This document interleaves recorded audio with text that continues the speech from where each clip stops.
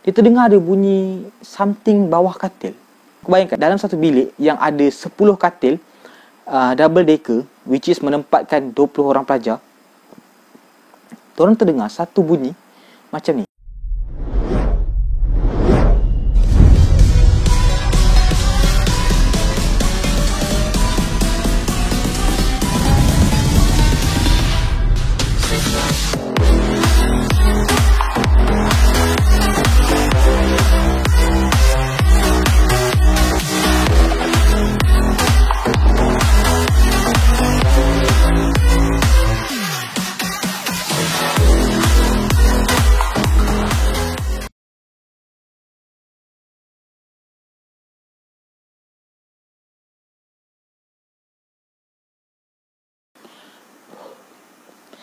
Assalamualaikum, selamat kembali dalam Fidget Scream Malam Sepi berteman kembali. Untuk video malam ni, aku ada dua benda pelik nak beritahu korang. Yang pertama, kenapa dia delete? Special sangat ke video kali ni kan? Dan maybe ada antara korang yang tertanya, kenapa semalam, Khamis malam Jumaat tak ada video? Kat sini aku akan jawab dua persoalan misteri korang. Yang pertama adalah pasal delay sebab Fik, ada bunyi.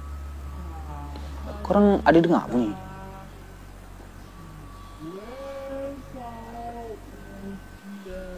Ada bunyi tu ya, itu adalah lagu birthday. Yap, bila ketika mana video ni akan keluar nanti hari Jumaat, InsyaAllah kita orang dah genap umur 21 tahun. Dan ini adalah birthday pertama kita orang sambut bersama Kim Bio. Alhamdulillah masih diberi nafas untuk kita orang improve diri kita orang. Dan semoga umur 21 dan 2021 menjadi tahun yang lebih baik untuk kita semua, okay? Dan yang kedua, membawa kepada persoalan kedua ke korang tadi, kenapa tak ada hari Khamis ni? Sebab kita orang nak samakan video seram kali ni dengan hari lahir kita orang. Tapi maybe korang tanya macam, sebelum ni pun ada juga yang delay kan? Okay lah, fine lah. Aku macam sakit kepala so kita orang delay satu hari. Tapi siapa tahu tiba-tiba kena pula dengan birthday kita orang. Orang dah kata jodoh takkan ke mana kan. So malam ni special sikit sebab kita orang akan bawa satu kompilasi baru. Satu kompilasi yang aku rasa memang jarang-jarang gila orang-orang yang selalu bercerita kisah-kisah seram, yang selalu kongsi kisah-kisah yang mistik ni, akan berkongsi kompilasi ni. Dan yep, for the first time Fizik akan keluarkan satu kompilasi kisah seram yang diberi nama Seram Hari Lahir.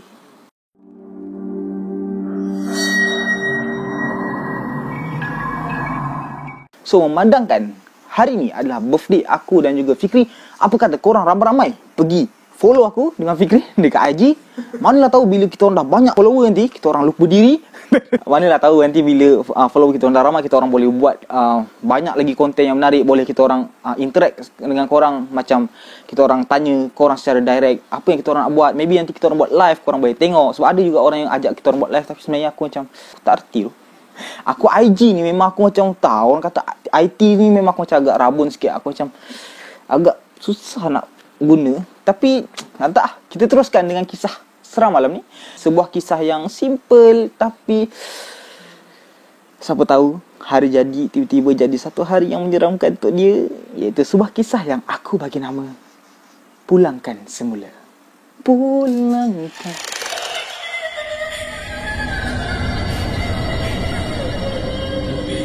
Kisah Pulangkan Semula ni dia berlaku pada tiga sekawan, Aini, Waira dengan Afiq. Tapi dia lebih kepada Aini dengan Waira lah. So Aini dengan Waira ni dia kerja kat kedai boneka tau.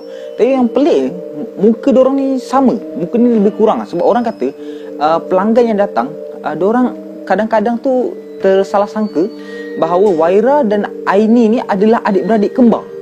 Like aku dengan Fikri. Macam kau boleh bayangkan mukanya sama. Walaupun si Aini ni kata diorang memang bukan kembar pun, memang mak dengan ayah lain. Tapi tak tahulah macam mana boleh muka jadi sama sampai orang pun rasa diorang ni kembar. So nak dijadikan cerita, satu hari ni birthday Waira. So si Aini ni pun plan lah dengan si Afiq kan, apa kita nak buat untuk si Waira ni. Sebab kerja dah lama kan. So macam apa kata kita sambut lah, buat kecil-kecilan je, janji kita meraihkan dia. So diorang pun plan lah, plan. dah set date dengan tempat untuk dorang buat surprise hari jadi. So nak dijadikan cerita, dorang pun bertolak lah ke satu sungai. Okay, kalau korang nak tahu, korang boleh google Sungai Tiang Perak, dia tulis macam tu. Kalau korang nak tengok gambaran sungai dia, seram tak seram korang tengok lah. So dorang pun berkelah lah kat situ. Macam Aini ni bawa kek yang dorang buat sendiri. Sebab ya orang kata kek tu sebagai syarat je. Like birthday tanpa kek, like something missing. Diorang pun lepak sampai malam. Ya, sambut birthday tu beragak lah. Sampai malam kot, korang bertiga je. So diorang pun sambut lah sampai malam. Happy, enjoy. Lepas tu gelak ketawa, sembang lah. Habis diorang sambut birthday, makan-makan semua, diorang pun berjalan lah. Berjalan sekeliling sungai. Bukan selalu kan. So diorang pun ambil take time untuk diorang lepak-lepak dekat sungai tu lah. Sambil-sambil berjalan tu, diorang perasan dekat kawasan tanah sungai tu, diorang nampak macam ada banyak kulit siput tau. Memang cantik. Which is macam, ya, korang yang biasa pergi pun of course lah korang tahu kan bentuk-bentuk kulit-kulit siput yang ni dikata cantik tau. Bukan yang biasa-biasa korang tengok tu. Ni yang diorang kata memang cantik. Yang orang mungkin kalau perempuan buat apa tu, gelang lah, rantai semua. Tapi kita kena ingat yang tak boleh ambil barang sesuka hati kat tempat orang. Sebab takut-takut itu milik benda lain. So diorang pun dah tahu benda tu. So diorang pun balik. Diorang pun sampai ke rumah si Waira. Cumanya dalam sepanjang perjalanan balik, si Afiq ni tak bercakap tau. Tadi diorang happy-happy, tiba-tiba si Afiq ni tak bercakap. So dalam kereta diorang pandu je lah. Tapi si Afiq ni diam. Afiq diam bawa kereta sampai ke rumah Waira. Lepas tu si Afiq ni pun sempat pesan kat Waira. Masa Waira tengah keluar nak masuk ke rumah tu, dia sempat cakap kat Waira, kau nanti nak masuk basuh kaki lu ambil lah uduk ke apa sebelum tidur. Dan yang seram je, si Afiq ni dia pandang dekat pokok mangga belakang rumah si Waira. Aish, diorang pandang, si Afiq ni pandang kat belakang rumah si Waira ni. Aku nak bayangkan, rumah kayu yang ada pokok mangga. Kau tahu pokok mangga yang besar tu? Si Afiq ni dia pandang tepat ke arah pokok mangga tu. Kemudian si Aini ni rasa macam, kenapa si Afiq ni kan? Sebab si Aini ni dia ada something yang mata dia orang kata hijab dah terbuka tapi dia kata taklah kuat. Sebab dia kata dia cuma boleh rasa benda-benda ni beberapa ketika sebelum hantu-hantu ni memunculkan diri. So sebelum dorang tunjukkan diri dorang, si Aini dapat rasa macam ada benda perhatikan dia, ada benda ikut macam tu. Dia macam lebih kurang Peter Tingle tu, Spiderman punya insting tu kan. So dia dapat rasa macam ada orang ikut. Lalu dalam beberapa ketika nanti tiba-tiba benda tu muncul depan kawan-kawan dia. Dia dapat rasa dulu. So okey lah, dia boleh bersedia lah. Sama ada kita nak teruskan perjalanan ataupun kita balik macam tu. So masalahnya sekarang Afiq nampak dah. Dia toleh.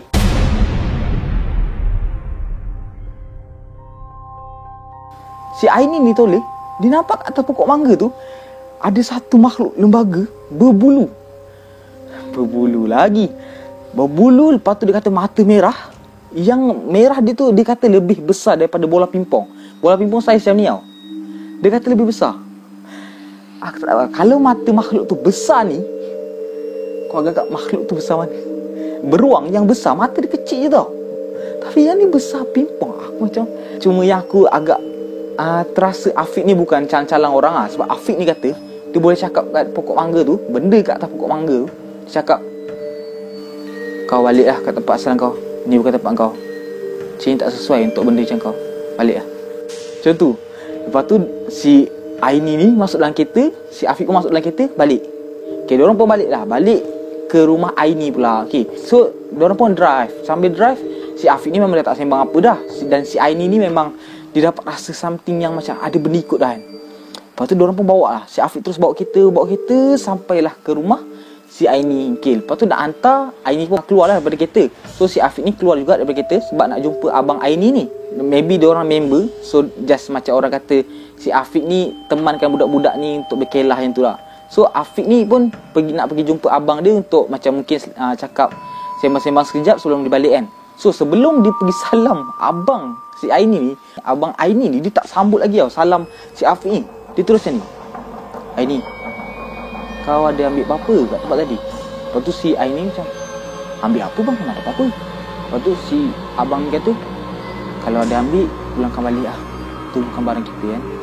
Pulangkan, takut benda jadi melarat. Lepas tu si Aini tak faham tau. Macam, Mana ada apa-apa, aku ambil. Lepas tu Cek memang tak ada apa-apa. Nak kata terpijak sampai macam contoh dia terpijak botol ke, ataupun dia terpijak macam besi-besi ke sampai tersangkut-sangkut kat baju, tak ada. So macam kenapa kan? Tak apa lah. Abang ni pun dah dapat kepastian daripada Aini ni. So okay, tak apa. Aini masuk dulu, mungkin dia sembang dengan Afiq semua kan. Dia sembang. Kemudian esok dia si Waira dia telefon Aini. Dia kata dia mimpi ada satu makhluk perempuan yang dia kata perempuan tu cantik, tapi perempuan tu minta balik barang dia daripada si Waira. Rupa-rupanya si Waira ni dia pergi kutip tau satu kulit siput yang cantik. Dia ambil dan dibawa balik. Aku macam, apa benda lah kau ni? Tu tempat orang lah. Kau janganlah main kutip-kutip benda tu. Kalau batu pun jangan kutip. Aini pun rasa macam, apa kejadah lah si Waira ni. Patutlah semalam abang dia tanya kau ada bawa balik benda kan, sebab dia kata ada benda ikut semua kan. Rupa-rupanya benda tu dah ikut diorang daripada sungai tu balik ke rumah sebabkan siput tu. Lepas tu diorang pun ajak si Waira balik. Sebab abang dia kata sekarang ni pulangkan balik. Abang dia macam jenis cool je kan. Macam pulangkan balik tempat asal dia. Dan terus je mengaku cakap salah kau sebab ambil barang-barang tu. Cakap kau tersalah ambil sebab kau terpesona dengan kecantikan dia. Mengaku je, tak payah tipu-tipu. Lepas tu masalahnya si Aini ni ajak Waira untuk pergi ke sungai tu tau. Balik untuk letak balik siput tu. Si Waira ni tak nak. Ya, dia dah dengar kisah ada benda ikut lah semua mistik-mistik ni tu tak nak. Tak nak. Si Aini ni cakap, kau dah ambil, tak pulang kan. Diorang pun dah setuju, okey, kita hantarlah balik. Dia hantar balik dan alhamdulillah selepas tu dah tak ada gangguan. Dan ya, tu lah orang kata, kalau pergi mana-mana jangan kutip-kutip. Dan juga mak aku selalu pesan, kalau pergi ke tempat-tempat yang ada air ni, nampak ada botol, jangan buka. Jangan gatal-gatal buka, takut kau buka ada benda yang dalam botol tu ikut kau balik. So, macam mana kisah pertama tadi? Seram tak seram? Cerita tu simple je. Aku just nak buka kisah malam supaya korang wamak dulu sebelum korang terima kisah lagi seram. Dan sebelum kita teruskan ke kisah kedua, jangan lupa like, comment, share. Dan jangan lupa subscribe dan tekan bell notification supaya korang tak terlepas satu pun video daripada kita orang, okay? So, lagi satu sebelum aku lupa, kepada pejuang-pejuang Promax dan student-student SPM tahun ni, macam korang tengah berjaga lagi ya. Biasa kita untuk budak-budak SPM kalau berjaga lewat malam tu biasa lah. Orang kata tak gentle lah kalau budak-budak SPM tidur awal. Kita study last minute kan. Aku doakan korang semoga maju jaya. Dan korang boleh dengan Physics Stream sebagai peneman malam korang. Tapi jangan terlalu layan, takut-takut korang sampai leka dan lupa apa yang korang belajar. Dan lagi satu, kalau korang belum tengok lagi Physics Fact pasal batch Promax, korang boleh pergi tengok sebab kat situ banyak tips yang aku kongsikan based on pengalaman aku dengan Fikri. Dan juga ada satu cheat halal yang kita orang letak dekat hujung video. Korang boleh tengok. Kalau korang tak nak tengok tips dia pun, korang boleh terus ke hujung video. Ada satu cheat halal tu, korang boleh try guna. Dan semoga korang beroleh kejayaan dan dapat banggakan mak dan ayah, okay? So, kita teruskan dengan kisah kedua malam ni. Sebuah kisah yang agak menyeramkan, yang aku bagi nama Kejutan Dalam Almari.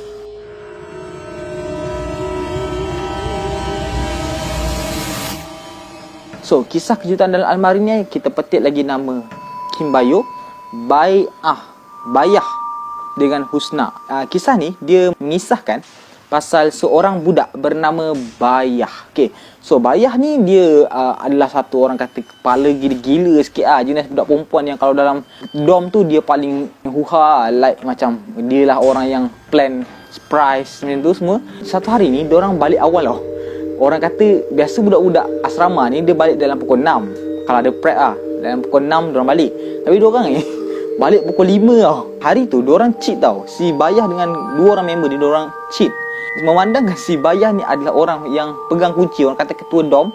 So sedap ada orang masuk dalam bilik tu, just Bayah yang buka kunci dia tu, diorang lepak dalam tu. Si Bayah ni kata memang diorang tak mandi, memang tak buka stokis semua. Diorang kata memang bau hapak Diorang just terus baring atas katil, rehat-rehat jap sebelum diorang teruskan planning diorang untuk buat kejutan hari jadi. Masalahnya masa diorang masuk, aku pelik tau. Masa diorang masuk, ada seorang member diorang ni, nama dia Husna.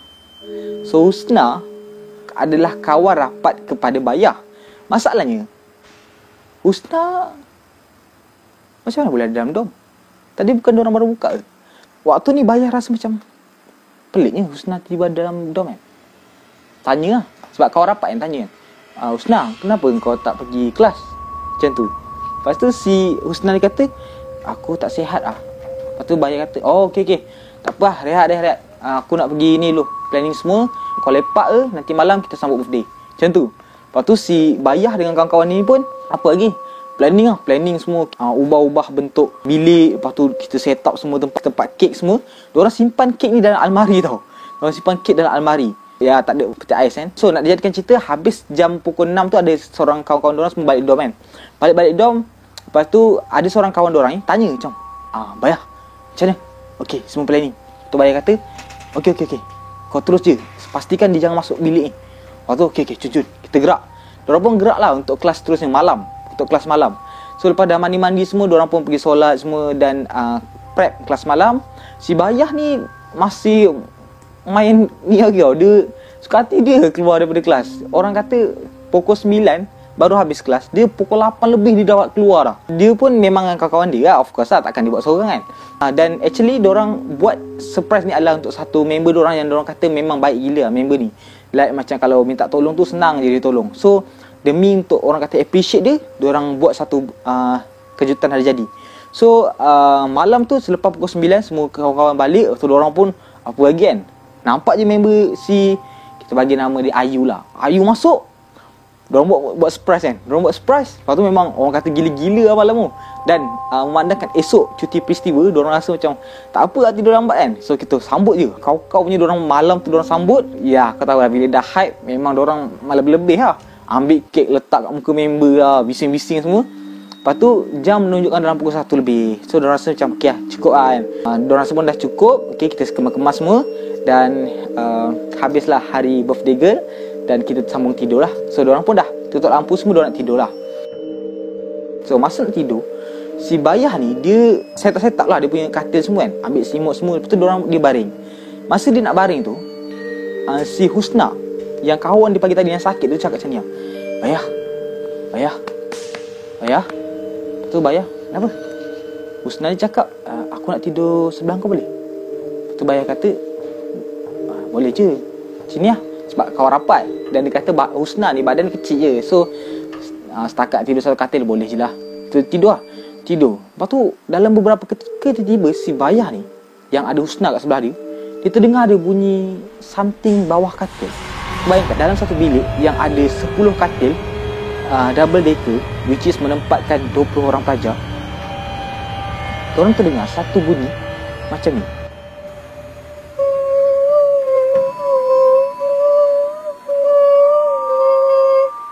Kau dah bayangkan tak? Bunyi yang seolah-olah macam orang nangis atau menyanyi. Orang tengah-tengah tidur nyenyak, dibuai mimpi lena, si Bayah ni dengar.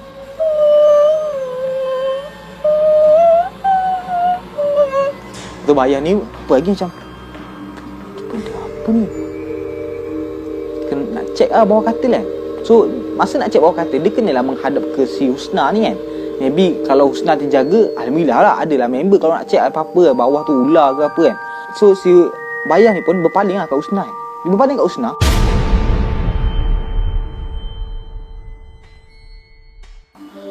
Dia nampak si Husna. Dia nampak, bayangkan tak keadaan seperti macam ni. Husna dalam keadaan kepala dia berlumuran darah tau. Lumuran darah. Dalam keadaan macam tu. Tu si Bayah ni macam tengok sebelah dia, si Husna yang nak tidur sekali dengan dia tengah dalam keadaan macam tu. Dia pun apa lagi, menjerit. Lepas tu habis satu dom semua buka lampu, keluar, lari. Rupanya budak-budak lain lari. Diorang kata diorang dengar juga bunyi yang sama. Dia kata malam tu diorang diganggu juga. Dan waktu keluar tu lah ada seorang ustaz datang. Lepas tu cuba nak berubat lah. Diorang kata masa ustaz tu datang, dan si Bayah ni pergi masuk untuk tengok apa yang kat dalam dia punya kelas tadi lah. Lampu dah terbuka kan, tadi tak nampak clear. Masa dia tengok, ada satu lembaga putih tau. Lembaga putih rambut panjang atas katil dia. Katil dah berdeka, babe. Katil dah berdeka, ada pula makhluk tengah-tengah tu. Ustaz ni pun sembang. Lepas tu si Bayah ni kata dia tak faham sangat apa yang benda tu cakap. Cumanya dia rasa benda tu marah. Dan dia sembang, punya sembang. Tiba-tiba si Bayah ni menyahut. Dia tengah ustaz tu sembang dengan benda tu, si Bayah ni menyahut dalam bahasa Bidayuh, orang Sabah.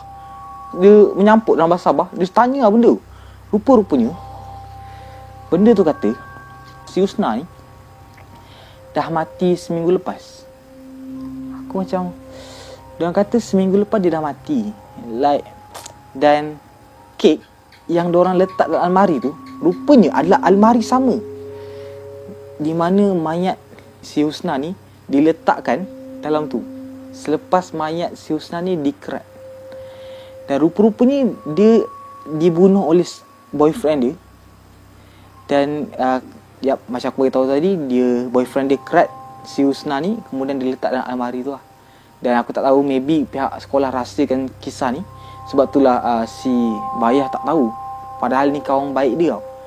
Dan aku pun sebenarnya terfikir, kenapa tak ada polis ke ataupun mak ayah dia yang cari. Rupa-rupanya si Husna ni, dia tak ada mak dengan ayah tau. Dia anak yatim. So dia just macam menumpang kasih dengan mak Bayah ni lah. Dan Bayah kata lepas dia sembang dengan benda tu dan dia tahu kisah si Husna ni, dia pergi datang dekat makhluk tu tau. Pergi datang dan dia peluk. Sebab dia rasa ini satu-satunya kawan dia tau, kawan karib dia yang rupa-rupanya dah mengalami satu tragis, satu keadaan yang teruk lah. Lepas tu dia peluk benda tu dan dia kata benda tu tiba-tiba hilang. Selepas tu si Bayah kata dia bersumpah untuk cari siapa pembunuh Husna, kawan baik dia. So macam mana kisah kedua? Keseraman dia makin meningkat daripada satu cerita ke satu cerita. Aku pun masa aku dengar cerita tu, aku macam benda tu tiba-tiba twist macam tu. Aku ingat kan adalah benda yang tinggal dalam almari tu rupanya. Dan aku taklah cakap yang benda yang malam tu adalah si Husna, roh si Husna semua. Tapi maybe tu adalah jin, yang mana semasa kejadian pembunuhan tu berlaku, jin ni nampak dan dia rasa sangat marah betapa kejamnya manusia boleh buat sesama manusia. So maybe lah lepas tu dia terus duduk dekat dalam almari tu, kemudian malam tu pula huru-hara semua. Dan waktu tu malam tu dia rasa macam bengang gila dan dia keluar dan menyebabkan huru-hara dalam dom perempuan tu lah. Dan untuk pengetahuan korang, sebenarnya si Husna ni dibunuh seminggu sebelum diorang masuk ke sekolah semula. Diorang cuti dan ada gap seminggu cuti. So dalam masa cuti tu lah pembunuhan tu berlaku. Dan bila diorang masuk, baru diorang tahu yang sebenarnya si Husna ni dah tak ada. Macam tu. Dan aku rasa logik lah untuk diorang tak tahu kisah tu bila diorang dah cuti lama kan. Dan aku pun tak nak sembang panjang sebab kita dah nak masuk kisah ketiga, iaitu sebuah kisah yang tak kurang seramnya dengan sebuah tajuk yang aku bagi nama Jangan Buka Mata.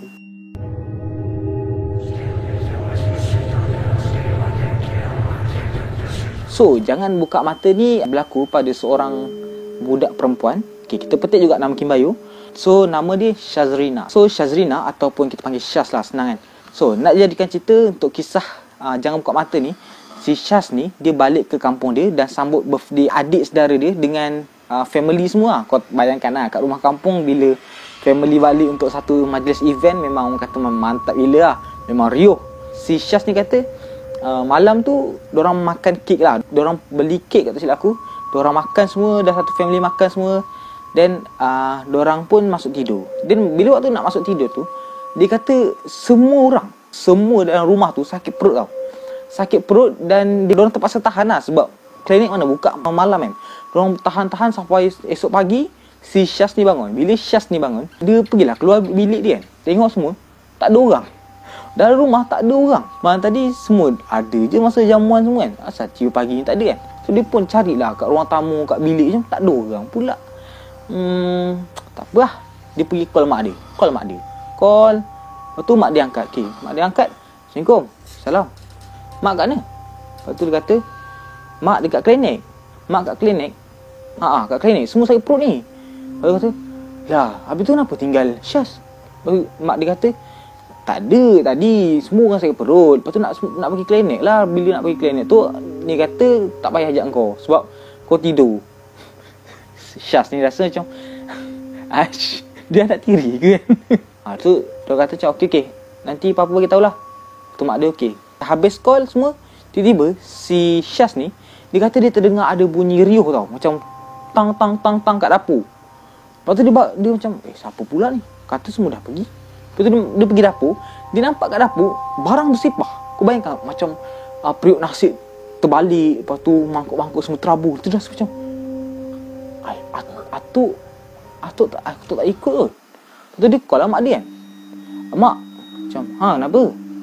Mak pergi klinik dengan semua kan? Lepas tu mak dia kata, dengan semua lah. Lepas tu si Syaz ni kata, dengan nenek sekali. Lepas tu mak kata, dengan nenek kau. Dia macam, siapa siap dalam rumah aku kan? Bukan penyamun ke? Tu dia rasa macam bahaya ni, nak kena keluar kan? Dengar masa dia tengah cakap dengan mak dia tu, dia bunyi tang tang tang tang kat dapur tau. Lepas tu dia rasa macam, mak sekejap dia pergi tengok kat dapur. Aku ingat kan benda tu just macam kacau-kacau gitu lah. Tapi masalahnya bila dia kata dia masuk dekat dapur lagi sekali, dia nampak dekat dapur ada barang bersepah lagi teruk daripada pertama dia pergi. Lepas tu apa lagi, dia call mak dia. Mak, Syaz takutlah. Mak balik cepat mak. Lepas tu mak dia kata, ya mak nak balik dah ni, semua dah balik. Kalau kau takut tu pergi rumah makcik kat depan tu. Lepas tu kata, okey, mak balik cepat tau mak. Takutlah mak kampung ni, aduh. Lepas tu mak dia kata, ya kalau kau takut pergi je rumah makcik tu. Lepas tu dia tutup lah. Lepas tu dia pun, apa lagi, ngeredah lah ke rumah makcik tu. Nak pergi buka pintu. Lepas tu dia pergi buka, terkunci dia. Aku tak tahulah. Dia kata aku tak tahu waktu tu ada orang kunci pada luar ke atau memang benda tu kacau. Waktu tu buka tung. Pintu tak boleh buka. Rumah dia ni ada 2 jalan keluar je.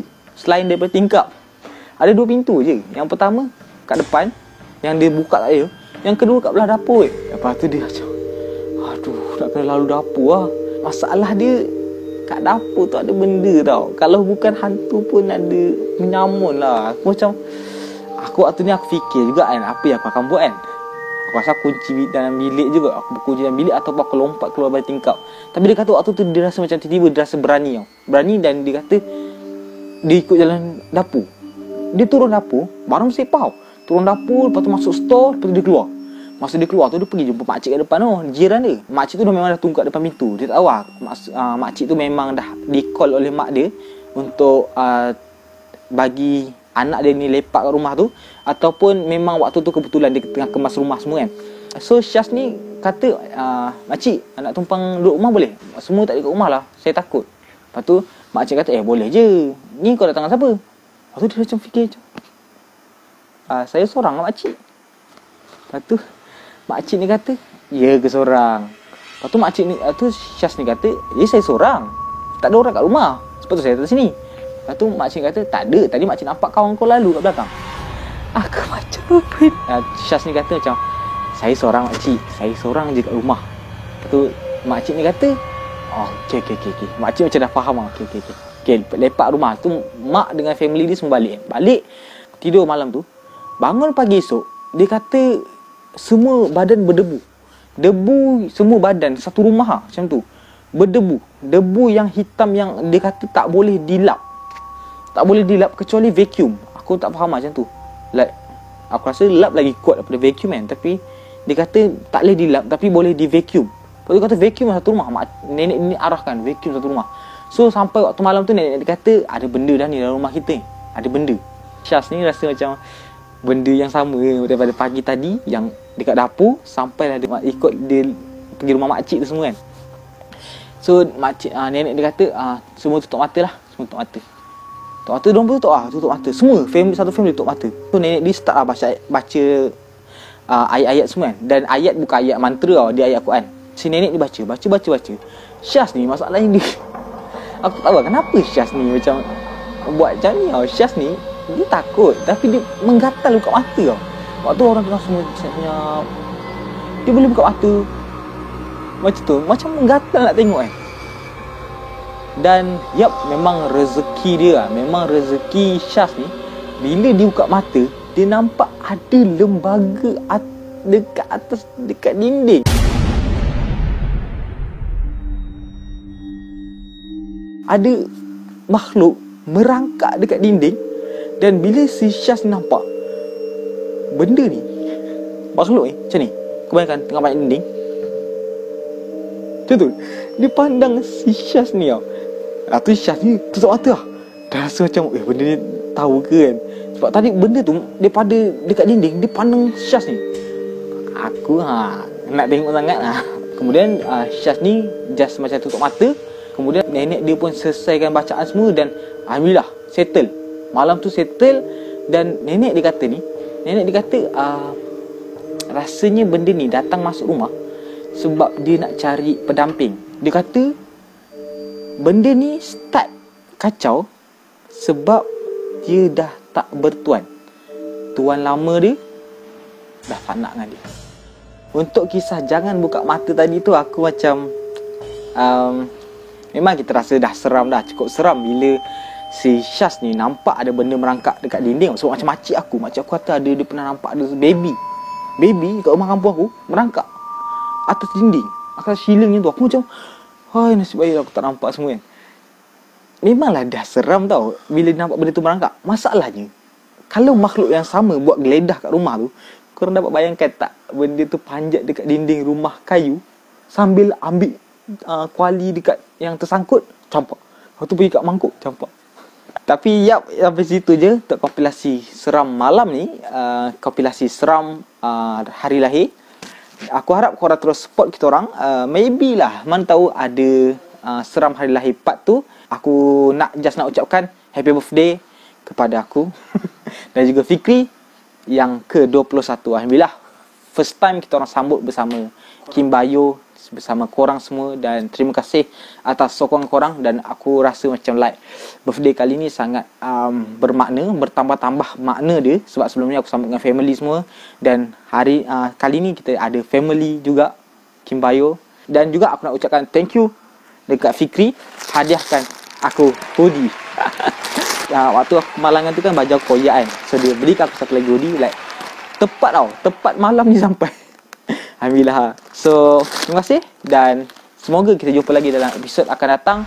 Jangan lupa like, comment and share. Dan jangan lupa share dekat kawan-kawan korang banyak-banyak supaya kita orang akan lebih semangat untuk hasilkan video-video untuk korang semua. Okay? So kalau korang ada kisah seram, jangan lupa dan jangan segan-segan lah nak kongsi kepada kita orang melalui email kat bawah, fizikscream@gmail.com, v2ik@gmail.com. Selamat maju jaya kepada promek sekalian. Aku tahu SPM ni memang susah. Dan bagi aku yang aku dah masuk U semua, memang SPM adalah exam paling susah aku pernah alami. Aku dah settle SPM. So korang bila lagi. Sampai jumpa dalam episod akan datang. Assalamualaikum, kamsahamnida, miane, ciao.